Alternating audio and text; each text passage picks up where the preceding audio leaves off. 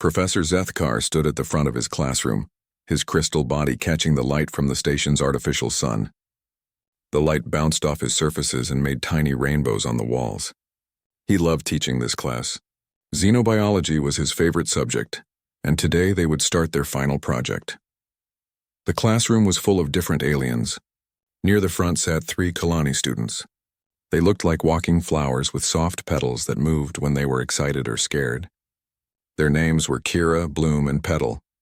Kira was the smallest and always seemed nervous about everything. In the middle row sat the Threx students. They looked like giant insects with hard shells and many eyes. Their claws made clicking sounds when they wrote notes. Thrixix was the biggest one and came from a warrior family. He always sat very straight and proper. The back of the room held the Nimari students. They were gas creatures who lived inside special suits that kept their cloud-like bodies together. Dr. Eula Marin was their teaching helper. She floated quietly and helped translate when the gas students had trouble speaking. And then there was Marcus Chen. He sat in the 3rd row, right in the middle. He was the new student from Earth. Marcus was smaller than most other students, but he seemed relaxed and happy. His skin looked soft, not like the hard shells or crystal bodies of the others. When he smiled, everyone could see his small flat teeth. Professor Zethkar had been nervous about having a human in class. Earth was new to the galactic community. Not much information existed about humans or their world. What little data they had was scary. Earth seemed to be what they called a death world. The reports talked about dangerous weather, poisonous plants, and creatures that could kill with ease. But Marcus seemed so normal and friendly. He always raised his hand to ask good questions. He helped other students when they did not understand something. He even shared his human food with classmates during break time. The food was strange but tasty. "Students," Professor Zethkar began, his voice making musical sounds as it passed through his crystal body. "Today we start our final project for this semester." All the students looked up from their note-taking devices. The Kalani petals fluttered with excitement. The Threx stopped clicking their claws. Even the gas students seemed to pay closer attention. "Each of you will present your homeworld's most dangerous predator." The professor continued. "You must explain how they hunt, what makes them successful, and why they are the top killer on your planet." Kira's petals closed up tight. She did not like thinking about dangerous things. Thrixix's eyes gleamed with interest. His people respected strong hunters. The Nimari students whispered to each other in their gas language. Professor Zethkar continued explaining the project rules. "You will have 2 weeks to prepare. You must bring detailed information about your predator. Pictures, videos, biological data. If possible, you should bring a small sample. Maybe some fur, scales, or teeth. Nothing dangerous, of course." Marcus raised his hand. "Professor, when you say sample, do you mean like a piece of the animal?" "Yes, human Marcus," Professor Zethkar replied. He was still learning human names. Most species had simple naming systems, but humans seem to have many different ways to make names. "A small piece that shows what the predator is like. Something safe for the classroom." Marcus nodded and wrote something in his notebook. Several students near him tried to peek at what he was writing, but his human letters were too strange to read. The professor began calling out the presentation schedule. Kalani students will present on day 3 of next week. Threx students on day 4. Nimari students on day 5. He paused and looked at Marcus. "Human Marcus, you will present on day 6. Is that enough time to get materials from your home world?" Marcus looked up from his notes and smiled. "That should be perfect, Professor. I'll need to make some arrangements, but yes, I can definitely bring our most representative predator." The way Marcus said representative made some students nervous. He sounded so calm and sure about it, like bringing a deadly predator to class was normal for him. After class, the students gathered in small groups to talk about the project. The Kalani huddled together, their petals moving quickly as they spoke in worried voices. "What do you think Earth predators are like?" Kira whispered to Bloom and Petal. "I heard they have things called sharks," Bloom said quietly. "They live in water and have many sharp teeth." "And bears," Petal added. "Giant furry creatures with claws that can cut through metal." The Threx students were also talking about Earth. Thrixix stood with his friends near the classroom door. "I read in the database that Earth has had many mass extinctions." He clicked to his friends. "Only the strongest creatures survive there. Their predators must be incredible fighters." One of his friends agreed. The atmospheric readings show violent weather patterns, rain that can flood entire continents, snow that can freeze oceans, wind that can destroy buildings. Any predator that lives through such things must be very dangerous. The Nimari students floated together, speaking in their whistle language. Dr. Eula Marin translated for others who were curious. They are discussing the gravity readings from Earth, she said through her suit's speaker. Earth gravity is much stronger than most worlds. Predators there must be very powerful to move quickly in such conditions. Marcus walked past all these groups on his way out of the classroom. He heard bits of their conversations and looked confused. When Kira asked him directly about Earth's predators, he just smiled. "Oh, don't worry about it," Marcus said in his friendly voice. "I think you'll really like meeting her." Her. Marcus had said her. That made everyone even more nervous. In most species, females were the bigger, stronger, more aggressive hunters. If Earth's top predator was female, she must be truly terrifying. That evening, Marcus went to the communication center. He needed to send a message back to Earth. The communication officer, a blue-skinned Altarian, helped him connect to his home planet. "I need to arrange a shipment," Marcus told someone on the other end. "Yes, it's for my school project." "Can you send Luna?" "She's perfect for this. Make sure she has her favorite blanket and some of her toys. The trip will take about a week." The communication officer listened with growing alarm. "Toys? What kind of predator played with toys? And why did this human sound so caring when talking about such a dangerous creature?" Word spread quickly through the station. Marcus Chen, the human exchange student, was having Earth's most deadly predator shipped to the academy, a female predator, one that apparently played with toys but was still dangerous enough to represent an entire Death World's evolutionary success. Security teams began making quiet preparations. The high-security biology lab was checked and double-checked. Emergency medical teams were put on standby. The station's shields were tested to make sure they could contain anything that might escape. But Marcus seemed completely unconcerned about all the worry he was causing. He went to his classes, did his homework, and chatted normally with other students. When anyone asked about his presentation, he just smiled and said they would meet his predator soon. Professor Zethkar spent hours reviewing what little data existed about Earth's fauna. The pictures were frightening. Massive creatures with huge teeth, flying predators with sharp talons, ocean hunters that could swallow a Kalani whole. He began to wonder if allowing this presentation was a good idea, but it was too late to change the schedule now. In 1 week, Earth's most representative predator would arrive at the station. Everyone would finally see what kind of creature could survive and thrive on humanity's deadly world. None of them could imagine what Marcus actually had planned. The news about Marcus's predator spread through the academy like wildfire. By the next morning, every student knew about the humans' plan to bring Earth's most dangerous hunter to their classroom. The rumors grew bigger and scarier with each telling. In the dining hall, groups of students whispered nervously over their breakfast. The food synthesizers hummed as they created meals suited for each species, but nobody seemed very hungry. Kira sat with her Kalani friends, her petals tightly closed. "I couldn't sleep last night," she admitted quietly. "I kept thinking about those Earth creatures we saw in the database." Bloom pushed her nutrient paste around her plate. "Did you see the one called a tiger? Those stripes and giant teeth. And they can jump so far." "The crocodiles were worse," Petal whispered. "They hide underwater and grab things with their huge mouths. They can bite through almost anything." At the Threx table, Thrixix was reading from his data pad. His compound eyes reflected the screen's glow as he shared what he had found. "Listen to this," he clicked to his friends. "Earth has something called a grizzly bear. It weighs as much as 3 Threx warriors put together. It can run faster than our fastest hunter class. And look at these claws." He showed them a picture. The other Threx students made nervous clicking sounds. The claws were longer than their own fighting talons and looked much sharper. "But that's not the worst part," Thrixis continued. "Bears can stand on 2 legs like humans. What if Earth predators learned to copy human behavior? What if they're smart enough to use tools?" This thought scared everyone even more. A huge, strong predator was bad enough.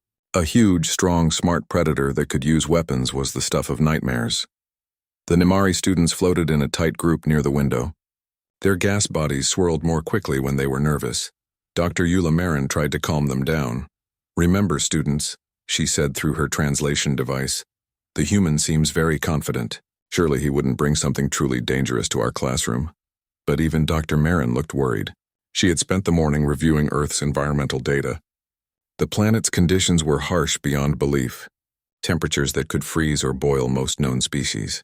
Weather patterns that included spinning windstorms and falling ice chunks. Tectonic activity that moved entire continents. Any creature that could not just survive but thrive in such conditions had to be incredibly tough and adaptable. Later that day, some brave students decided to ask Marcus directly about his predator. They found him in the library, reading about galactic biology. He looked up with his usual friendly smile when they approached. "Hey, everyone," Marcus said, closing his book. "What's up?" Thrixix spoke for the group, his claws clicking nervously on the table. "Human Marcus, we are curious about your presentation. Can you tell us about your predator?" Marcus's eyes lit up with excitement. "Oh, you're going to love her. She's absolutely beautiful, sleek, graceful, incredibly good at hunting. She's got these amazing eyes that can see in almost total darkness." The students exchanged worried looks. Night vision was a classic predator trait. "She's also really quiet when she moves," Marcus continued happily. "You barely hear her coming until it's too late. And her reflexes are incredible. She can catch things moving faster than most eyes can follow. Silent movement and lightning reflexes." The students were getting more scared by the minute. Kira's petals were now completely closed. Is she very big?" she asked in a tiny voice. Marcus laughed. "Not really. She's actually pretty compact, but don't let her size fool you. She's incredibly efficient. Every part of her body is designed for hunting. Even her claws are retractable so they stay sharp. Retractable claws meant this predator could hide its weapons until the moment it needed them. The students imagined a creature that looked harmless until it suddenly revealed deadly talons. "What does she hunt?" Bloom asked nervously. "Oh, all sorts of things," Marcus said cheerfully. "She's not picky. Small animals, birds, anything that moves quickly. She's got this instinct to chase things that run away. The faster something moves, the more excited she gets." This was getting worse and worse. A predator that was triggered by fast movement meant nobody could escape by running. "And she's really affectionate," Marcus added with a warm smile. "She loves attention. Once she decides she likes you, she'll follow you around everywhere. She might even try to sit on you." The students didn't know what to make of this. A predator that showed affection by sitting on its victims? Maybe it was a way to pin down prey before killing it. Dr. Marin floated closer. "Human Marcus, how exactly will you transport this creature? Will it be contained safely?" "Oh yes," Marcus nodded. "She travels really well. I've arranged for her favorite blanket and some toys to keep her comfortable during the trip. She might be a little nervous in a new place at first, but she'll warm up quickly once she meets everyone." More toys. What kind of predator played with toys? Maybe they were practice prey that helped keep the creature's hunting skills sharp. After Marcus left the library, the students sat in stunned silence. Everything they had heard made Earth's predator sound more terrifying. It was fast, silent, had night vision, retractable claws, and killing instincts triggered by movement, and it was being shipped to their academy with toys and a blanket. Word of this conversation spread quickly. By dinner time, the entire academy was buzzing with worry. Students from other classes came to ask if the rumors were true. Teachers began making quiet preparations for the worst. Professor Zethkar called an emergency meeting with the Academy's safety committee. The meeting room filled with worried faculty members from every department. "Are we sure this is a good idea?" asked Professor Vex, who taught galactic history. "Perhaps we should postpone the humans' presentation. The creature is already in transit," Professor Zethkar replied, his crystal body dimming with worry. "According to shipping records, it will arrive in 4 days. Security Chief Gorlax, a massive four-armed Bruthan, spoke up. "My team has reviewed the security footage of similar Earth predators. We've identified several species that match the human's description. All of them are classified as extremely dangerous." He activated a holographic display showing various Earth animals: wolves with their pack-hunting behavior, lions with their powerful muscles and sharp teeth, leopards that could climb trees and attack from above. Each image was more frightening than the last. "I recommend moving the presentation to the high-security xenobiology lab," Gorlax continued. "Full containment barriers, emergency medical teams on standby, and weapons authorized for faculty members." "Weapons?" Dr. Marin's gaseous form swirled nervously. "In a classroom?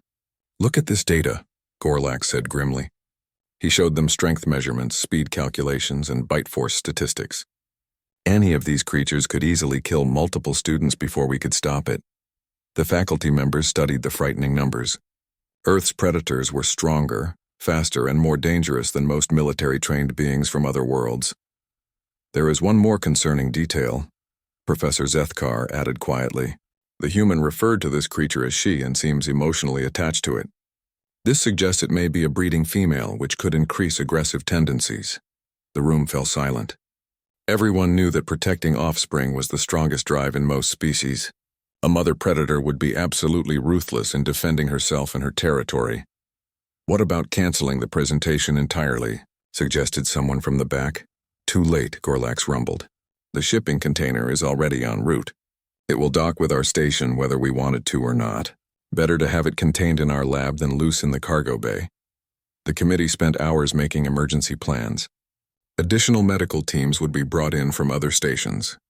The high-security lab would be modified with extra barriers. Emergency evacuation routes were mapped out for every possible scenario.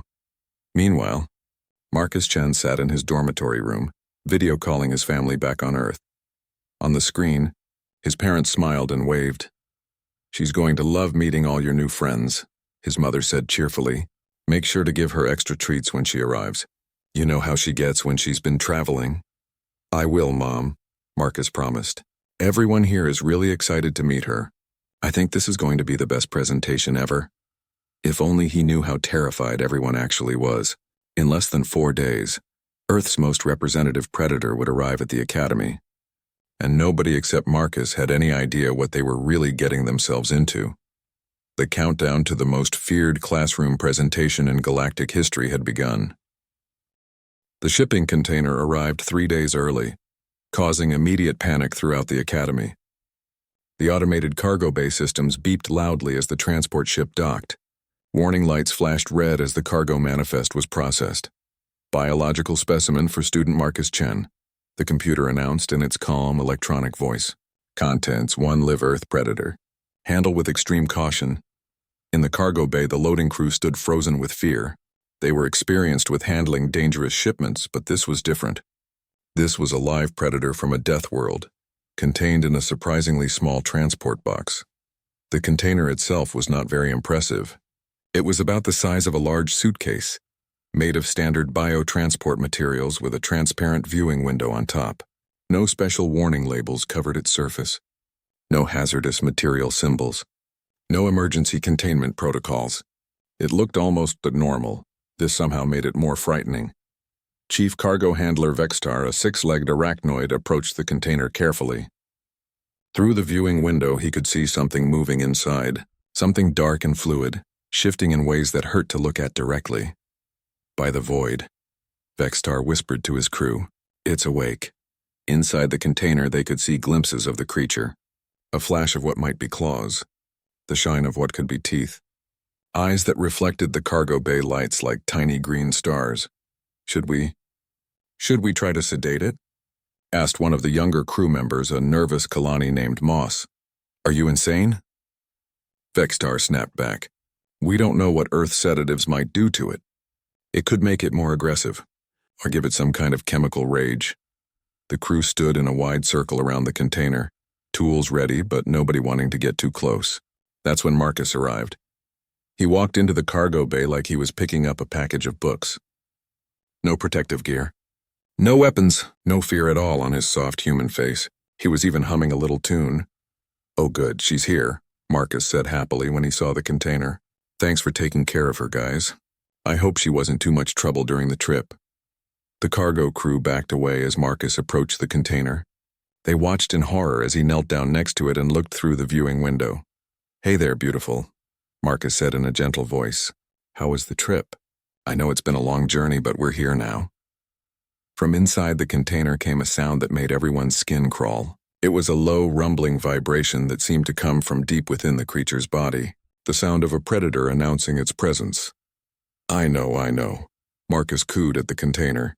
"New place, lots of strange smells." "It's okay, sweetheart. Just a little while longer and then you can stretch your legs, and sweetheart." This human was calling a deadly predator sweetheart. Vextar found his voice. Human Marcus, perhaps you should let our security team help you transport the specimen to your classroom. Marcus looked up with confusion. Transport? Oh, I can carry her myself. She's not heavy. But the safety protocols, Moss squeaked nervously. Shouldn't it be in a containment field? Or have armed guards? Marcus stood up, lifting the container easily in his arms. Guys, relax. She's perfectly safe. Look, she's already calming down because she heard my voice. It was true. The ominous rumbling sound had become quieter and more rhythmic. But to the frightened aliens, it sounded like a predator purring in anticipation of a meal. We really should follow procedure, Vextar insisted. At least let us escort you to the classroom. Sure, if it makes you feel better. Marcus shrugged. But she's going to be confused by all the attention. She's not used to crowds. The procession that moved through the academy corridors was unlike anything seen before. Marcus walked casually in the center, carrying the container and still humming. Around him, a full security escort marched with weapons ready. Behind them, curious students and faculty followed at a safe distance. Word spread quickly through the station's communication system. The Earth Predator had arrived early. It was being transported to the Xenobiology department right now. Everyone who wasn't essential personnel was advised to stay in their quarters. In his office, Professor Zethkar watched the security feeds with growing anxiety. His crystal body shifted through various colors as his emotions changed. Red for fear, orange for worry, a sickly yellow for nausea. This is madness, he muttered to himself. I should have canceled the presentation. But it was too late now. The container was already being brought to his modified classroom. The high-security xenobiology lab had been completely rearranged for this day. Energy barriers created a safe viewing area for students and faculty. Emergency medical equipment lined the walls. Containment fields were ready to activate at a moment's notice. When Marcus entered the lab, he paused and looked around with surprise. Wow, you really went all out. She's going to think this is some kind of special occasion. Security Chief Gorlak stepped forward. His 4 massive arms were crossed and his scarred face showed no emotion. Human Marcus, I need to ask you to place the container in the designated containment area and step back behind the safety barriers. Marcus looked confused. Containment area? But then how will everyone get to meet her properly? Meet her? Gorlax's voice was like grinding stone. Student, this is a live predator from a death world. Nobody will be meeting anything. This is strictly an observational presentation. But that's ridiculous, Marcus protested. How can you learn about something without interacting with it? She's very social. She loves meeting new people. The idea of a social predator was somehow even more terrifying. Everyone knew that pack hunters were the most dangerous of all. If this creature saw the classroom full of potential prey, its social instincts might trigger a feeding frenzy. Dr. Eula Marin floated forward in her containment suit. Perhaps we could compromise? You could introduce the creature from behind the safety barrier, and we could observe its behavior from a distance. Marcus sighed but nodded. Okay, if you insist. But she's going to be disappointed. She really enjoys getting attention from new friends. He placed the container on the examination table in the center of the room. Through the reinforced transparent walls, the gathered students and faculty could see the dark shape moving inside. Before I open this, Marcus said, turning to face his audience, I want to tell you all a little bit about her. Her name is Luna. She's 8 years old, which makes her middle-aged for her species. She's been with my family since she was very young. 8 years old and middle-aged. That meant this predator had a short but intense lifespan, probably burning through energy quickly with constant hunting and killing. She has some favorite activities, Marcus continued cheerfully. She loves sleeping in sunny spots, playing with small moving objects, and sitting on warm surfaces. Oh, and she absolutely loves having her belly rubbed. The crowd exchanged worried glances. A predator that exposed its belly was either supremely confident or setting up some kind of trap. And what did sitting on warm surfaces mean? Did this creature seek out the body heat of its victims? Professor Zethkar's voice crackled through the intercom from the observation booth. Human Marcus, are you certain this creature is properly contained? The transport container seems insufficient for such a dangerous specimen. Marcus laughed. Dangerous?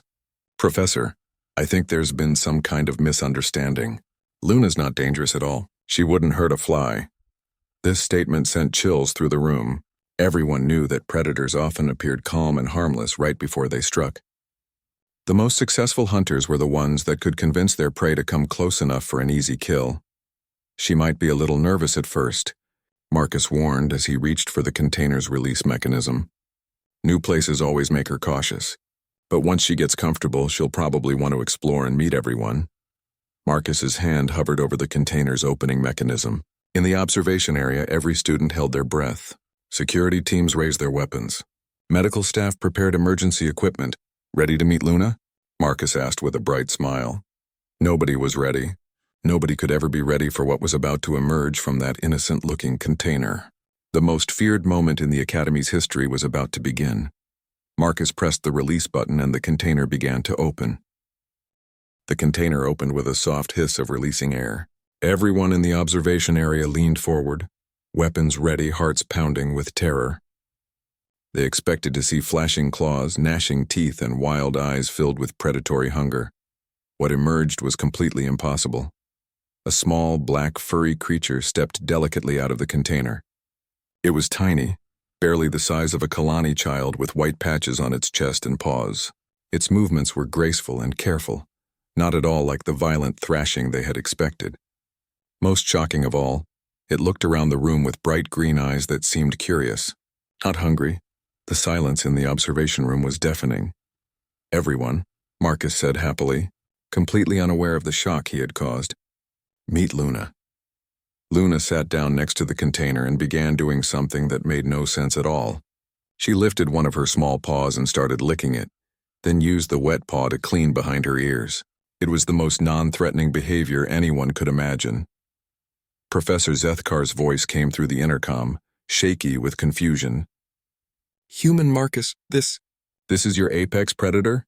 Well, Luna represents Earth's most successful predator species, yes, Marcus replied, gently scratching the small creature behind her ears. But I should clarify something important. That's when the sound started again, that low rhythmic rumbling that had terrified the cargo workers. But now that they could see Luna clearly, everyone realized what the sound actually was. It wasn't a threat display or a hunting call.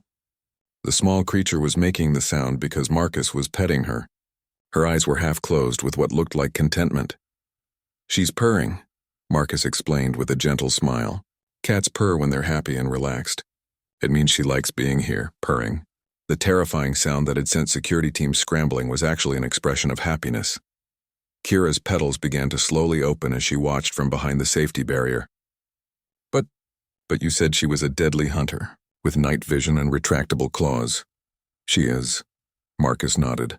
Cats are incredible hunters. Want to see? Before anyone could protest, Marcus reached into his pocket and pulled out a small toy. It was just a stick with feathers attached to one end. He dangled it in front of Luna and moved it slowly back and forth. Luna's behavior changed instantly. Her eyes went wide and locked onto the moving feathers. Her body crouched low to the ground. She wiggled her hindquarters and then pounced. The movement was lightning fast, just as Marcus had described. Luna leapt through the air and caught the feather toy in her claws. Her reflexes were indeed incredible, but instead of tearing the toy apart like a vicious predator, she rolled onto her back and kicked at it playfully with her hind paws. See? Marcus laughed. Perfect hunting instincts. But Luna's been domesticated for thousands of years. She doesn't need to hunt for survival anymore. Now she just plays. Thrixix clicked his mandibles nervously. But you said Earth predators were representative of your world's dangers. If this small creature is your apex predator, then humans must be. Marcus's smile faded slightly. And for the first time since his arrival at the Academy, everyone saw something different in his expression. Something that reminded them that he came from a death world where survival was never guaranteed. Oh no, Marcus said quietly. Luna isn't our apex predator. I am. The room went dead silent again, but this time it was a different kind of silence. Everyone suddenly remembered that Marcus was human, and humans came from Earth. The same Earth that produced creatures like bears and sharks and tigers. Humans are the apex predator on our world, Marcus continued, his voice still gentle but somehow more serious. We're persistence hunters. We can track prey for days without stopping. We can survive in environments that would kill most other species. We've never met a problem we couldn't solve by either befriending it or eliminating it. He looked around the room at all the frightened faces watching him through the safety barriers. But here's the thing about humans that makes us really dangerous. We don't just hunt our predators, we make friends with them. Marcus sat down cross-legged on the floor and Luna immediately walked over to him. She climbed into his lap and curled up in a small ball, purring loudly. Cats used to be wild predators, Marcus explained, gently stroking Luna's fur. They hunted mice and birds and small animals. They had to find their own food, build their own shelters, fight their own battles. It was a hard life. Luna stretched out one paw and began cleaning it again, completely relaxed and trusting in Marcus's lap. But then cats figured out something brilliant, Marcus continued. They realized that the most efficient way to survive wasn't to compete with humans. It was to convince humans to take care of them. Dr. Marin's gaseous form swirled with confusion. You mean, the predator domesticated itself? Exactly, Marcus nodded. Cats decided that instead of hunting every meal, they would let humans hunt for them. Instead of fighting for territory, they would share human territory. Instead of building shelters, they would live in human homes.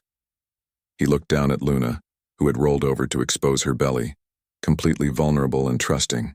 In exchange, cats provide companionship. They're affectionate, playful, and they help control pest populations. It's a perfect partnership. Bloom's petals fluttered as she tried to understand. But if cats convinced humans to care for them, doesn't that make cats the real apex predator? Marcus laughed. You know, that's actually a really good point. Sometimes I think Luna has me more trained than I have her trained. She definitely runs my household. As if she understood that they were talking about her, Luna stood up, stretched, and began walking around the examination area. Her movements were graceful and confident. She showed no fear of the strange environment or the many eyes watching her. Professor Zethkar's crystal body had shifted to a confused purple color. Human Marcus, I must admit I am thoroughly puzzled. You were asked to bring your most representative predator, and you brought a small domesticated creature. How does this represent Earth's dangers? Marcus's expression became thoughtful. Because Luna represents the most human thing possible. We looked at efficient killers and decided to make them into friends instead. He gestured toward Luna, who had found a warm spot under the examination lights and was settling down for a nap. Humans domesticated wolves into dogs. We partnered with horses that could kick us to death. We swim with dolphins and sharks for fun. We keep snakes as pets. The gathered students and faculty began to understand what Marcus was really saying. Humans didn't just survive on their death world by being better killers. They survived by turning potential enemies into allies. The most dangerous thing about humans, Marcus said softly, isn't our ability to hunt and kill. It's our ability to look at something that should be our enemy and decide to love it instead. Luna chose that moment to wake up from her brief nap. She stood, stretched again, and then did something that made everyone gasp. She walked directly toward the transparent safety barrier where the students were watching. She sat down right in front of Kira, the nervous little Kalani, and looked up at her with bright green eyes. Then Luna did something completely unexpected. She pressed her small body against the barrier and began purring louder, as if she was trying to comfort the frightened student. She likes you, Marcus said to Kira with a warm smile. Cats are very good at sensing who needs a friend. For the first time since Luna's arrival, someone smiled back. Kira's petals opened just a little bit, and she tentatively reached toward the barrier where Luna was sitting. The most feared presentation in Academy history was turning into something nobody had expected. Instead of learning about Earth's most dangerous predator, they were learning about humanity's most dangerous trait, the ability to make friends with anything. Professor Zethkar made a decision that would have seemed impossible an hour earlier. He turned off the containment barriers. Human Marcus, he announced through the intercom. I believe we may have overestimated the immediate physical threat. Would you be willing to allow closer observation of your companion? Marcus looked relieved. Of course. Luna's been wondering why everyone's staying so far away. She loves meeting new people. As the energy barriers flickered off, the students and faculty in the observation area faced a choice. They could stay behind the safety of the doorway, or they could enter the room with Earth's apex predator. To everyone's surprise, Kira was the first to step forward. Her petals were still mostly closed, but she moved slowly toward where Luna sat by the barrier wall. Is it safe? Kira asked nervously. Completely, Marcus assured her. Just move slowly at first. Let her get used to your scent. Kira knelt down a safe distance from Luna. The small black and white creature looked at her with those bright green eyes, then did something wonderful. She started purring again and took a few steps closer to Kira. She wants to be friends, Marcus explained gently. In cat language, when they approach you slowly with their tail up like that, it means they're saying hello. Luna walked right up to Kira and did something that made the little Kalani gasp with surprise. The cat rubbed against her base where Kira's root-like feet touched the ground. The purring got even louder. Oh, Kira whispered in amazement. She's so warm and soft. Other students began creeping closer. Thrixix approached with his natural warrior caution, but his compound eyes were focused on Luna with curiosity rather than fear. How do I greet her properly? Thrixix asked. I don't want to offend her with incorrect protocol. Marcus smiled. Just let her come to you. If she rubs against your legs, it means she likes you. You can pet her gently on the head or behind her ears. She loves attention. Luna finished greeting Kira and wandered over to investigate the large Threx warrior. She had to crane her neck back to look up at him, but showed no fear of his size or his sharp claws. After a moment, she rubbed against one of his legs and began purring again. Thrixix very carefully extended one claw and gently scratched behind Luna's ears. She immediately leaned into the attention, purring even louder. Incredible, Thrixie clicked softly. She's completely fearless. A true warrior's heart in a tiny body. Dr. Eula Marin floated closer in her containment suit. This is fascinating from a xenobiological perspective. The creature shows no instinctive fear response to unfamiliar species. How is this possible? Cats have been living with humans for thousands of years, Marcus explained. We've bred them to be social and trusting. They've learned that most new creatures are potential friends, not threats. Luna had discovered something interesting. The warm air flowing from Dr. Marin's containment suit felt nice, and she sat down directly under it, enjoying the gentle breeze through her fur. She likes you too, Dr. Marin, Marcus laughed. Cats love warm, comfortable spots. More students entered the room. Soon Luna had an entire audience of different species, all watching her with fascination instead of fear. She seemed to enjoy being the center of attention, walking from person to person and greeting each one individually. Professor Zethkar finally entered the room himself. His crystal body was still shifting colors as he tried to process everything he was witnessing. Human Marcus, he said slowly. I must admit, this presentation has been educational in ways I did not expect. But I'm still confused about your main point. You say humans are the real predators, but you've brought us a creature that seems designed to inspire affection, not fear. Marcus sat down on the floor in the center of the room. Luna immediately trotted over and climbed back into his lap, settling down as if she owned the place. That's exactly the point, Marcus said, gently stroking Luna's fur. Humans became the dominant species on Earth, not by being the biggest or strongest or most vicious predators. We did it by being the smartest about making alliances. He looked around at all the students now sitting in a loose circle around him. We partnered with wolves to help us hunt. We domesticated horses to help us travel. We bred cattle and chickens to provide food. We turned wild cats into companions who help control pests and provide emotional support. Luna had closed her eyes and was purring so loudly that everyone could hear it clearly. The sound no longer seemed threatening. Instead, it was oddly soothing. But the real secret, Marcus continued, is that we didn't just domesticate other species. We domesticated ourselves. Humans who could cooperate and form bonds were more successful than humans who only knew how to fight. Kira had crept close enough to gently touch Luna's fur. So you're saying that being able to make friends is more dangerous than being able to fight? Think about it, Marcus said. Luna here descended from wild cats that had to hunt every day just to survive. Now she has humans who feed her, shelter her, protect her, and even clean up after her. She gets medical care when she's sick, toys to play with, and constant attention. Which life would you choose?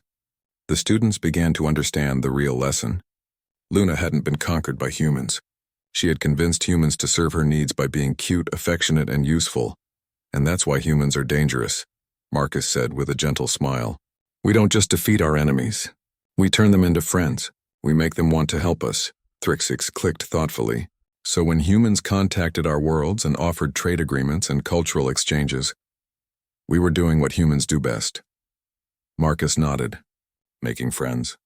building partnerships, creating relationships where everyone benefits. Dr. Marin's gaseous form swirled with what looked like amusement. You're suggesting that humans have essentially domesticated the entire galaxy? Marcus laughed. I'd say we're trying to. Look around this room.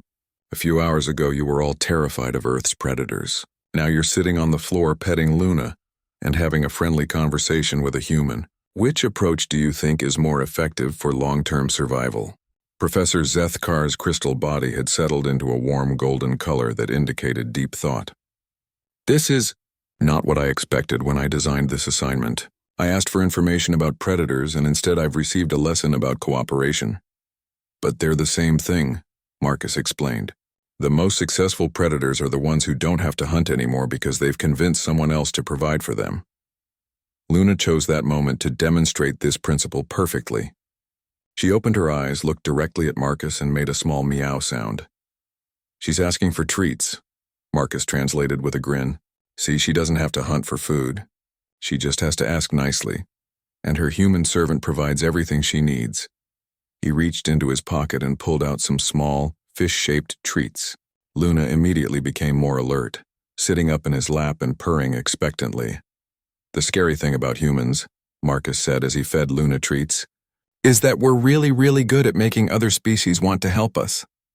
We make them feel safe, valued, and cared for, and in exchange they become part of our extended family. He looked around at all the alien students who were now watching Luna with affection instead of fear, just like we're doing with all of you, he added with a warm smile. The room fell quiet as everyone realized what had happened.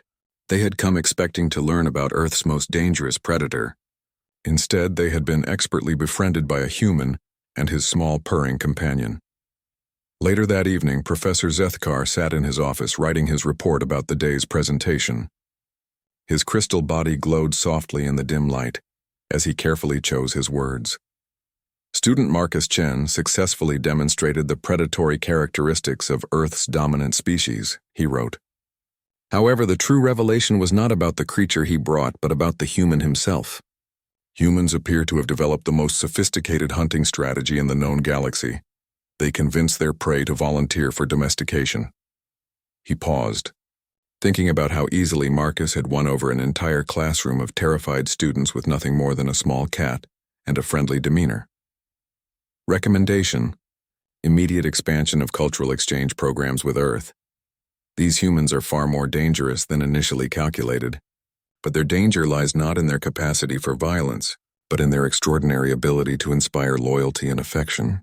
They may be the most successful predator species we have ever encountered. In the dormitory, Marcus was video calling his family again. Luna sat on his desk, occasionally walking across his keyboard and adding random letters to his messages. How did the presentation go? His mother asked. Marcus grinned and scratched Luna behind the ears. I think we made some new friends. Luna was a big hit. Of course she was, his father laughed. Nobody can resist that little furball when she turns on the charm. Marcus looked around at his dorm room, which would soon be visited by his new alien friends who wanted to spend more time with Luna. Yeah, he said contentedly. I think we're going to like it here. Outside his window, the academy hummed with late-night activity as students and faculty tried to process what they had learned. Security Chief Gorlax was quietly updating his threat assessment reports. Instead of dangerous predator, his new files simply read,